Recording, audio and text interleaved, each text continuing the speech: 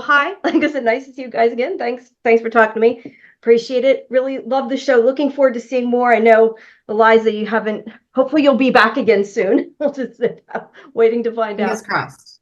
Yeah. So let me start with you, Caitlin. What I want to start by asking you is, do you think Addison accepting Tom's proposal is partially influenced by the fact that Ben is with Hannah now? Because it was, I mean, I don't know, to us, I guess it seemed quick, maybe not to her, but also he didn't actually propose. She sort of found the ring. It just did not happen maybe quite as organically as you would expect. So I'm just curious, do you think it has something to do with that, or is that really not affected her in that Oh, way? I absolutely think it has.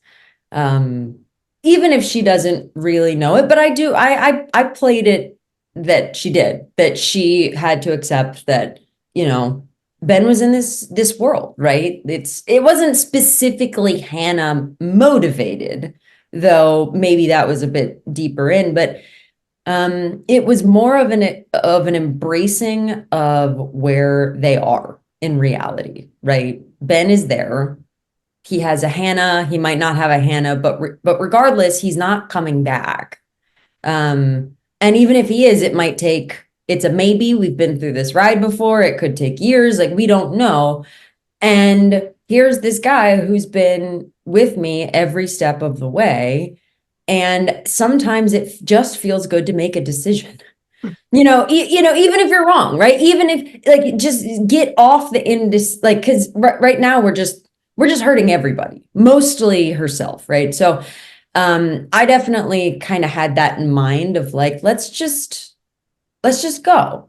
And then obviously by the end of that episode or the next episode, Addison kind of realizes that, okay, maybe I'm not making this decision purely out of just wanting to be with this person, and it might be a bit more just kind of hoping to Do move something. forward. Yeah. Yeah. Yeah, I think. So, Liza, I don't want to, I don't want to say the wrong wording. I don't want to say their love story is doomed, her and Ben, because it's not. They can, sort of be together, but the way it is, it's not a normal relationship. What do you think for Hannah is a happy ending? Like, what can actually happen that she can, be okay? Obviously, now she's lost her husband, so she's not going to be happy for a while. But I'm just curious, like, just your own opinion. Like, what do you think that she can be okay and move on with and deal with, I guess?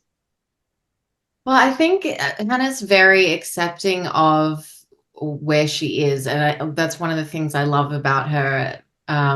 Is I think she believes that there is a divine plan and that everything happens for a reason. And she from the get-go, she's just, as soon as she finds out that Ben is Ben, she just wants to make the most of the time that they have together. Um, and she's okay with that. And it doesn't mean that she stops her whole life for him. She does get married. She has a child. She lives a very full life, with this beautiful added bonus of having her person out there, saving lives one leap at a time. So, I mean, I think that what would make her happy is, living a full life, but also seeing Ben live out his destiny the way that he's supposed to as well. She's pretty selfless in that way, which I love. I think it's really beautiful. Now, Caitlin, going back to sort of what we are talking about, do you think if Ben decided, and not that he's going to, but if he decided, oh, I'm over Hannah, do you think that she could now, I mean, is she ready to go back with Ben now that Tom's out of the picture, or is she kind of like, I'm just curious sort of where her mindset is after that, because obviously being engaged and not being engaged is still a big thing, and he's changed. I'm just sort of curious, where is she at now after Tom is gone? I think, first of all, still nothing is still changed, right? He's still leaping, and Yes. she's, in 2024, I think it is. I forget exactly the year because there was a Somewhere. time jump. It was a whole thing. I think it's 25 actually. So, you know, the parameters of that haven't changed, but she has, and so has Ben, right? They have both gone through a journey, and it has fundamentally changed the structure of their relationship. And I think in a good way, right? I think season one was a lot of them trying to, especially her trying to play out an old version of a relationship that just doesn't exist anymore. He's not corporal in her life anymore. And so I think things have changed. They have changed as people. So, you know, even if there is no Hannah, even if Ben's back, like, I don't know. I don't think they'd jump right back in. I think everyone has to figure out where they are. And I also think that's probably the healthiest thing for the show, which is really nice. Right, definitely. Now, Eliza, you've gone through quite a few different time periods now. We've seen different versions of Hannah. Which one would you like to get to explore more of her backstory if it were up to you? Where would you like to go back to? I mean, I think what kind of intrigues me the most is her just being such a trailblazer in her field, you know, becoming this incredible scientist. And I want to know what she's working on. What's she delving into? Like, how is she making a name for herself in a time when it was really, really hard for women to get ahead? That to me would be, I'd want to watch that. Yeah, so would I. That makes sense. Same girl. Same. Now, this is for both of you. Caitlin, I had talked to you before about how you film scenes and, you know, you can't touch Ben, you can't interact.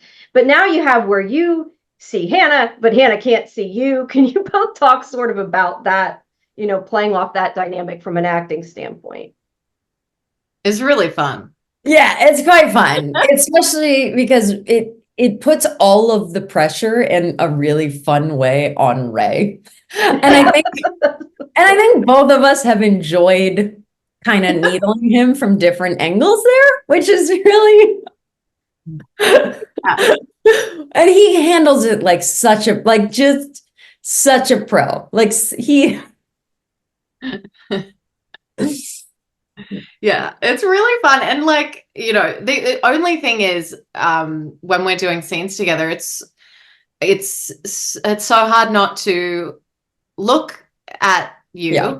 Well, because it's a weird thing. Beautiful, I can't stop. But like there's been a few times where I've gone and I looked you right in the eye on that line. Like, right in the face.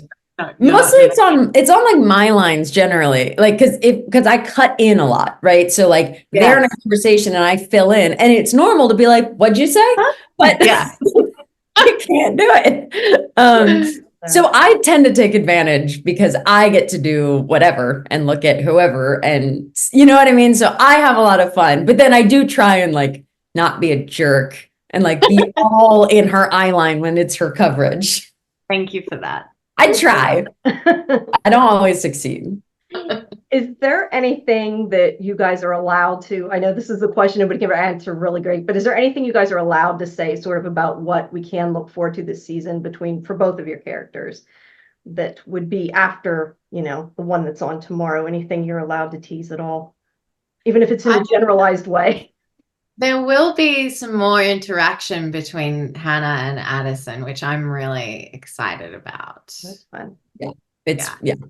But I can't say how or in what capacity. How or in what way, but yeah, but there's a Hannah and Addison have more to come, which is very cool. Good. I look forward to that.